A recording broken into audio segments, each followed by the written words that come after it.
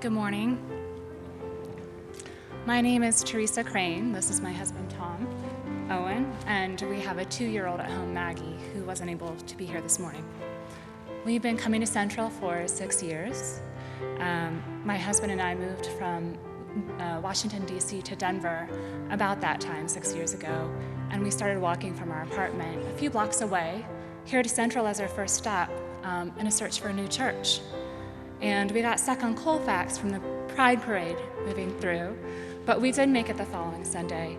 We were met very warmly by Jean, Hart, and Louise, and we decided to stay. Never made it to another church.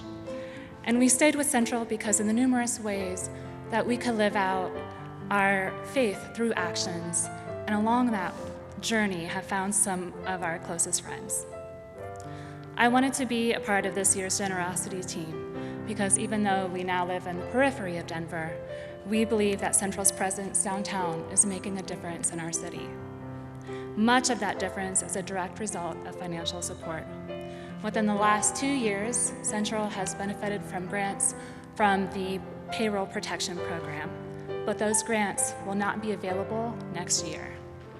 To keep Central's mission strong, we are seeking greater support from Central's members and friends. So we've been asked to talk about how Central has impacted us, so I'll share my experience as a mother. Occasionally at the end of service, when he was really little, I would take Owen up afterwards to hear Will play the organ. He was mesmerized. He still says it's his favorite part about church.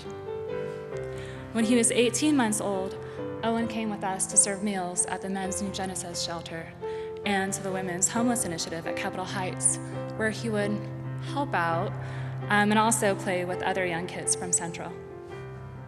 When Deacons put out a call to pair up with a homebound member, I signed up. Owen would occasionally drive with me the 30 minutes to the nursing home to visit Rick LaFoon. Each visit, we would bring Rick his only request, homemade chocolate chip cookies. Secretly, I was amused to watch him carry them everywhere we went, never risking to set them down lest they be snatched up. But as you all know, COVID changed things. As a mom with a full-time job who is stretched thin, we have missed out on a lot. Owen has asked when we'll eat together again with the Women Through the Homeless Initiative. Last winter, he watched the entire 2 hours of special music leading up to the Christmas Eve service on our computer. We have lost our friend Rick, and we miss his company. I remember our last visit vividly. It was in February of 2020, in an empty lobby. Our entire family went, and Maggie was just 5 months old. It was the same lobby that I was leaving several weeks earlier with a visit with Rick, when all of a sudden the fire alarm went off and the doors started automatically closing. My mom, who was visiting with us at the time, came. She had made the decision, for reasons I'll never understand, to stay on the inside of the nursing home. As the doors were shutting between us, I could see Rick in the distance, waving, saying, "Go, go!" One day last spring, when riding in the car, Owen said to me, "Mom, when I grow up, I want to be just like Will." I said, "That would be great," I think I said. Central to me is a compilation of these passing moments of service, joy, sadness, revelation, play. I guess what I'm trying to say is you find the opportunities that speak to you, you take a leap of faith, and even when you feel apprehensive, such as saying a final goodbye to someone who is about to leave this world, and discover that in the end, you are the one whose cup has been filled. Our family has not had much of a presence in the last year and a half, but I'm reminded that we are one body in Christ.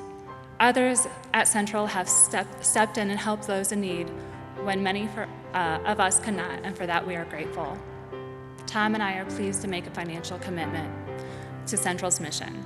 We plan to increase our pledge this year in recognition of the challenges of the pandemic and being responsible stewards of the endowment fund. Please consider the ways that God is working through Central, through you, and through our community and then join us in making a financial commitment. We'll dedicate them on November 7th. Thank you.